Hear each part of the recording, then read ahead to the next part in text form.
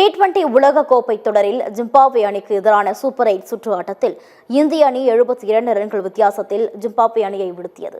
சென்னை சேப்பாக்கம் மைதானத்தில் நடைபெற்ற சூப்பர் 8 ஆட்டத்தில் இந்தியா மற்றும் ஜிம்பாப்வே அணிகள் விளையாடின. இந்த போட்டியில் டாஸ் வென்ற ஜிம்பாப்வே அணி பந்து வீச்சை தேர்வு செய்தது.